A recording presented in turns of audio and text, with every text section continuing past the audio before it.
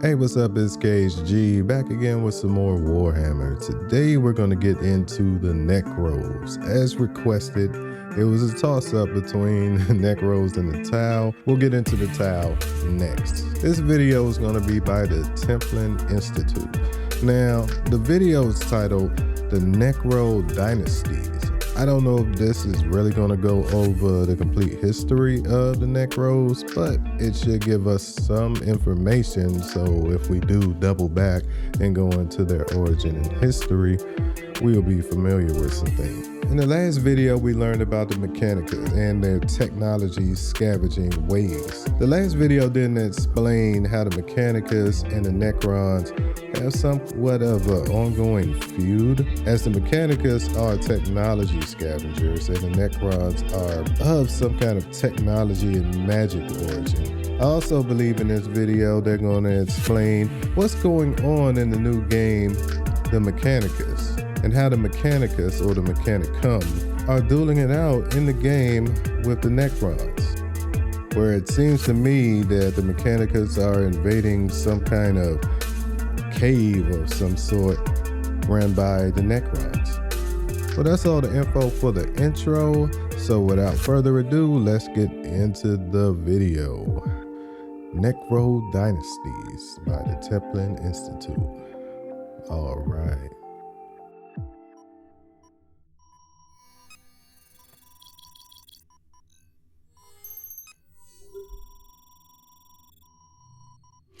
I think it's funny how like the Templin Institute always has to decrypt their database before starting a video.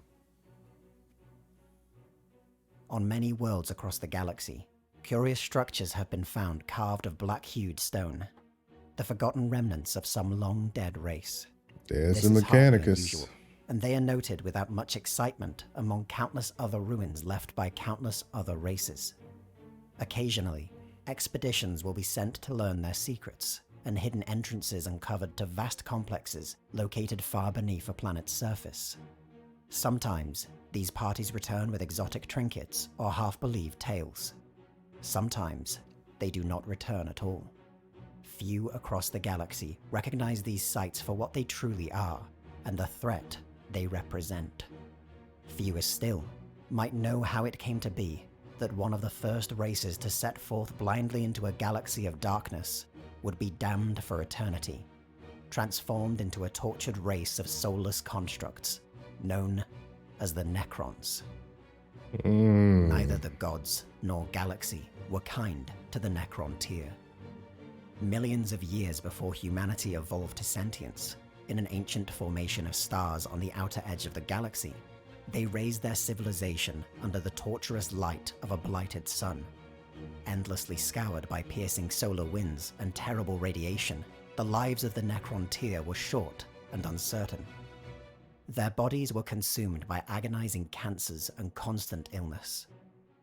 Their existence was defined by overwhelming loss and grief.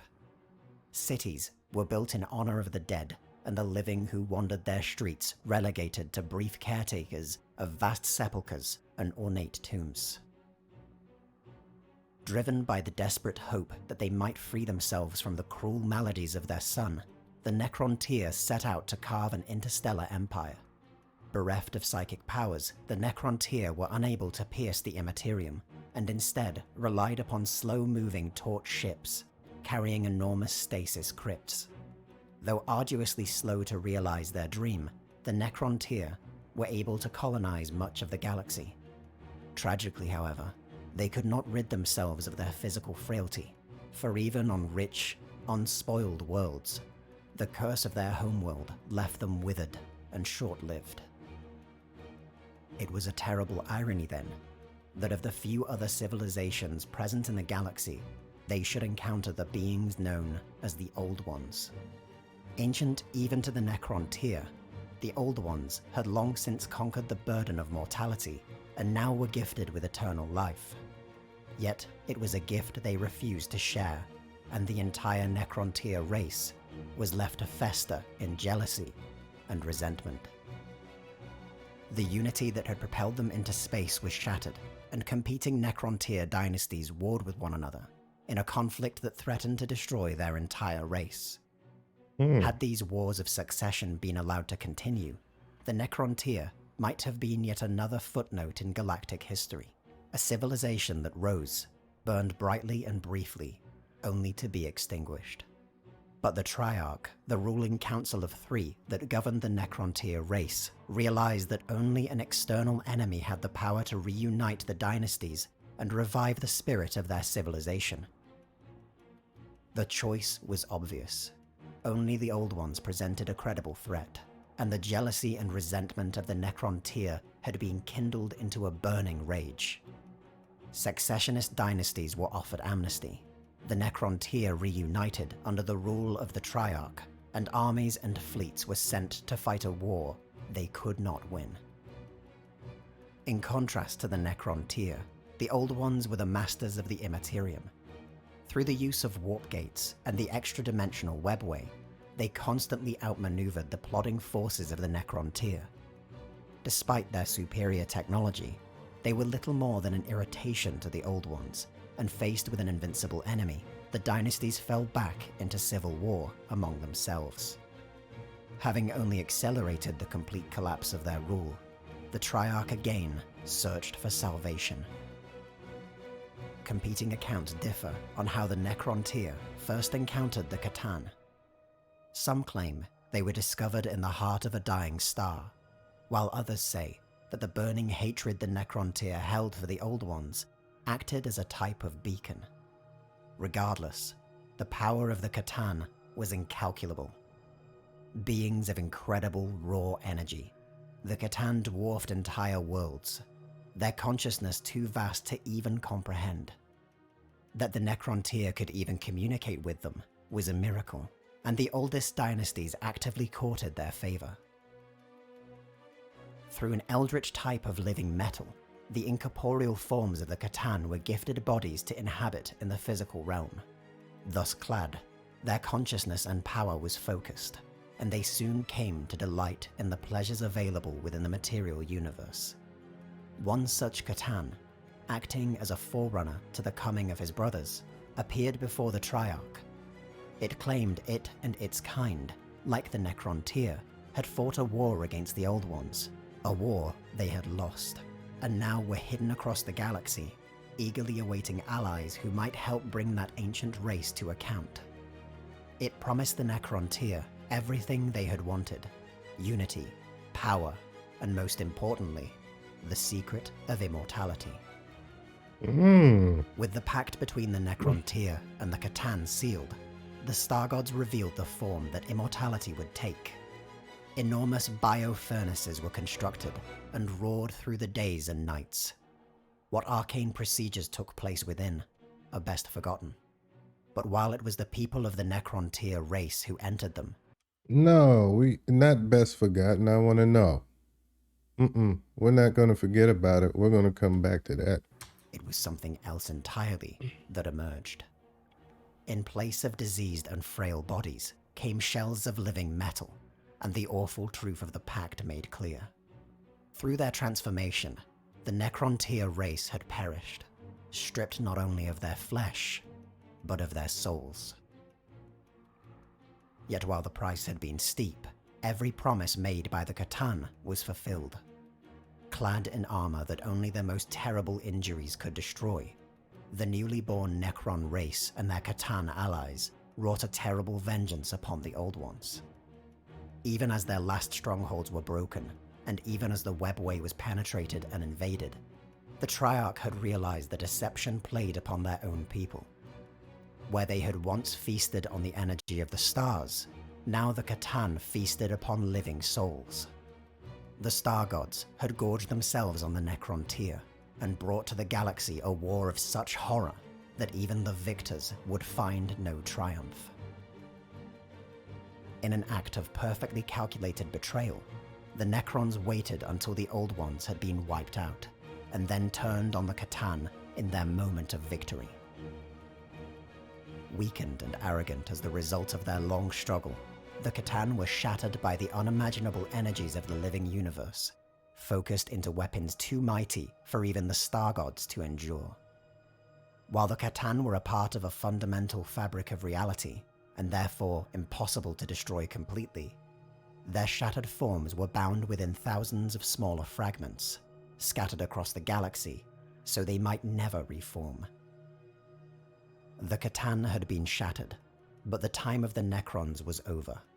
The cost to their civilization had been immense, and powerful psychic entities, unleashed during the wars against the Old Ones, threatened to scour the galaxy. Younger races, created by the Old Ones to aid in their war, were also rising, with the wrath of the Eldari, in particular, impossible for Necrons to stand against. The Silent King, first among the Triarch, and the only member of that council who survived betraying the Catan, gave one final order. His people were commanded to sleep, to wait for a time in which even the great power of the Eldari had withered, and the Necrons might return to rule the galaxy. With this order fulfilled, the Silent King vanished, fleeing into the intergalactic void, seeking solace and penance for the terrible suffering he had inflicted upon his people. On countless worlds, the skeletal constructs of the Necrons lay dormant. They slumbered through the aeons as the galaxy healed from the wounds wrought during the war against the Old Ones, and new civilizations rose to fill the void left by their demise. But time wounded the Necrons in ways even their ancient enemies could not. Shifting tectonic plates crushed Necron strongholds on untold planets. Stars went supernova, consuming tomb worlds in their death throes. And everywhere, primitive races fought over the scraps of Necron territories. Even tomb worlds left untouched have felt the decay of time. Cascading failures in stasis crypts destroyed billions of dormant Necrons, while others have been affected by a slow madness that threatens to override their original programming. Even the last order of the Silent King has not been precisely followed. The great awakening of the Necron race has not occurred in unison, but in fitful starts across the millennia. Errors in circuits and protocols have enacted the revivification of tomb worlds far earlier than intended, with some said to have stirred in time to see the Great Crusade of the Emperor of Mankind, the cataclysm of the Horus Heresy, or the endless wars of the Age of the Imperium. While many have risen, most lay dormant still. The first skeletal machines encountered by the younger races were misidentified either as mindless constructs, another trivial Xenos race on par with the Hrud or Kroot, or most curiously, as chaos androids constructed by an extinct subspecies of abhumans. Of all the great powers... I thought he was going to say the... what is it? The man of metal? I thought he was going to talk about the men of metal, or the metal machines, the ones that humanity created with AI. But he didn't. It's weird. Was in the galaxy. Only the remnants of the Eldari understand the full nature of the Necron civilization. All Necrons, regardless of their rank or station, have had their flesh replaced with necrodermis. This living metal possesses the extraordinary ability to regenerate damage nearly instantaneously, flowing back together as if a liquid to repair even the largest gashes or tears. Given enough time, even the most terribly damaged Necron constructs can be repaired, or its consciousness transferred to a new body.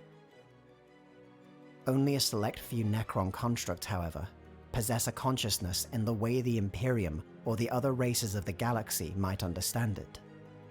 The transformation of the Necron tier race stripped the intellect, self-awareness, and personality from all but the most strong-willed. These individuals, often the leaders or elite of Necron tier society, were given the very finest necrodermis bodies, but even they are pale shadows of their former selves. The professional soldiery were given comparatively crude bodies, while the common citizen received whatever remained. These tortured creatures are numb to all joy and experience, bound solely to the will of their masters, and requiring constant direction to fulfill their purpose. Even so, a tiny spark of their mortal selves remain, just enough to torment them with memories and echoes. During the time of the Necron tier, their civilization embraced a rigid hierarchy. While split between various dynasties, all were ultimately subject to the will of the Triarchy, a council of 3 pharaons, the greatest and most powerful leaders of their race. The head of this council was known as the Silent King, for he never addressed his subjects directly, but rather through the pharaons who ruled alongside him. The short lifespan of the Necron tier ensured that members from many dynasties were represented within the Triarch, or held the position of Silent King itself. Following their biotransference, the hierarchy of the Necron tier became absolute with the Necrons.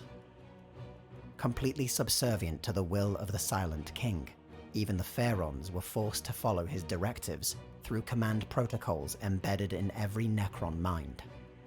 So ashamed by his failures, however, the last Silent King severed these protocols upon his withdrawal from the galaxy, and ultimate authority had been split across the various dynasties that remained. Pharaons and other ranks of Necron overlords have awoken to find themselves free of the Silent King and able to pursue their own agendas. Combined with aberrations in their programming that leave some overlords struck by madness, the actions of the Necron race are eclectic almost to the point of randomness. The Necron lords of some dynasties display a splendid adherence to honorable conduct, sending forth emissaries and diplomats. On the battlefield, they adhere to the spectacle of honorable war, rigorously applying their ancient codes of battle.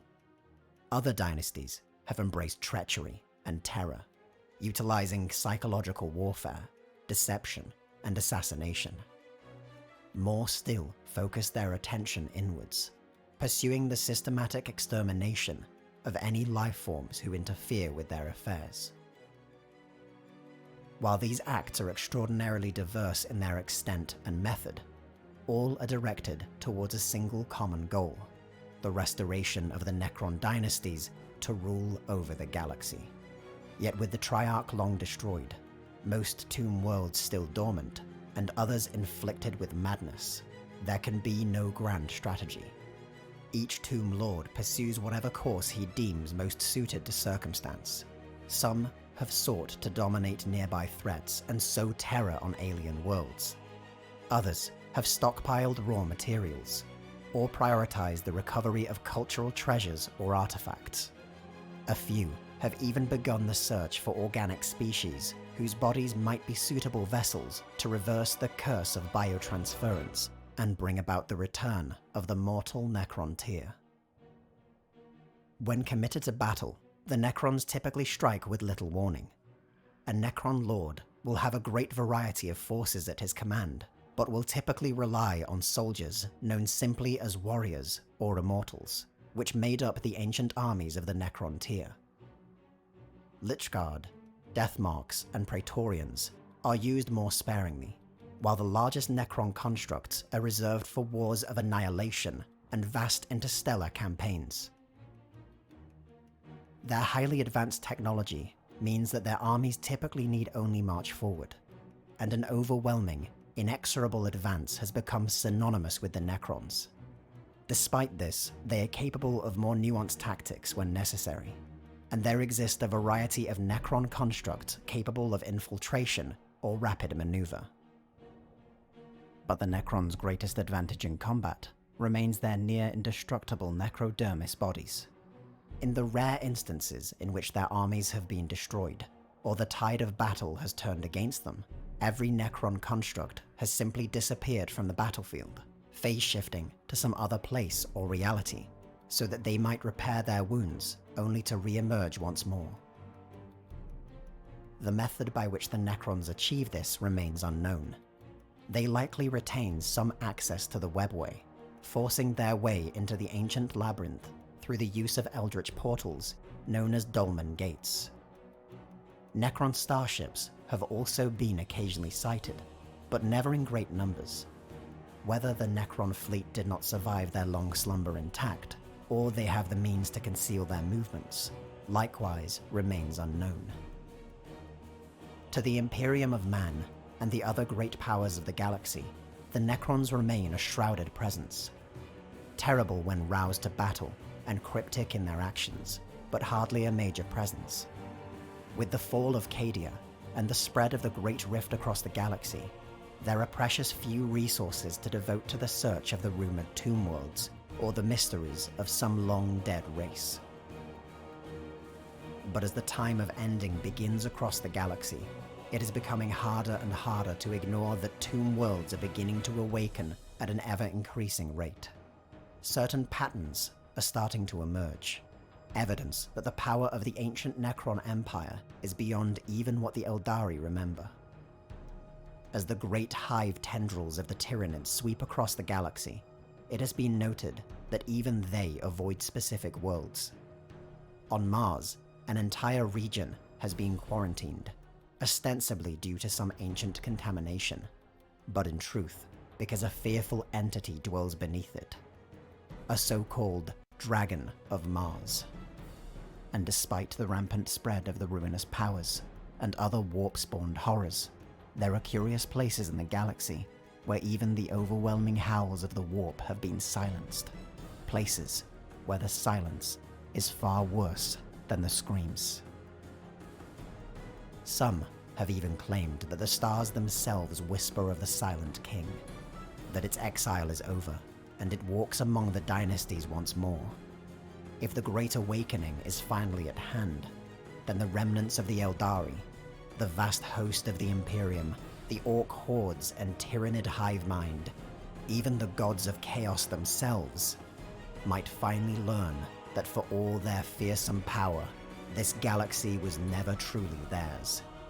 That they are merely trespassers, whose time is finally over.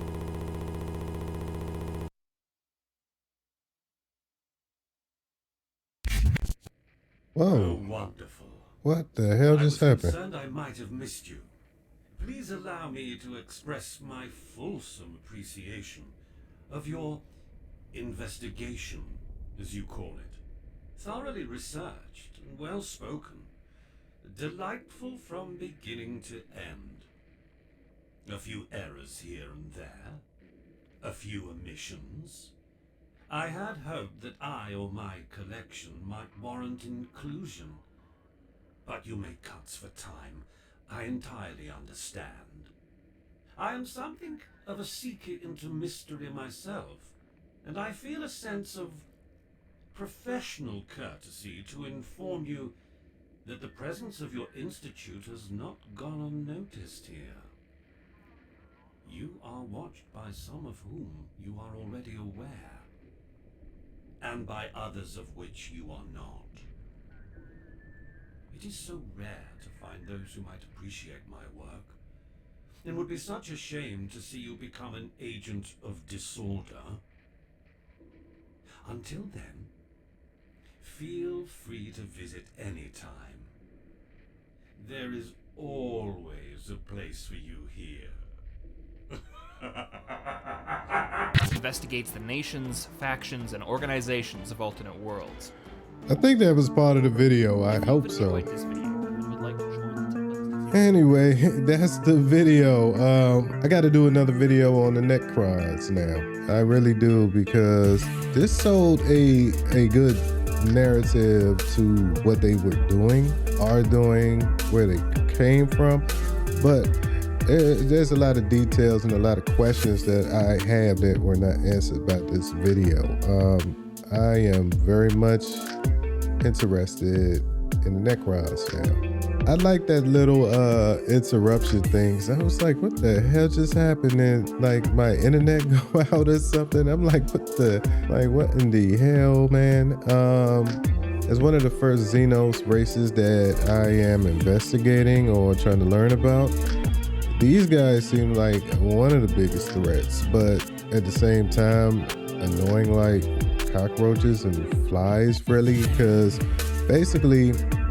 like he said, they don't really fight that much. and when you injure them, even though they heal, they just portal out of the battlefield and stuff like that. At the same time, they come in numbers. This is really weird. Yeah, very, very interesting. Anyway, that's the video. You could have been anywhere watching anything, but you were here with me, so I thank you. Till next time, I'm KHG. Peace. So they're made of living metal that can heal itself, that can teleport, and they're freaking zombies. I see no problem here. Sounds interesting. You need help.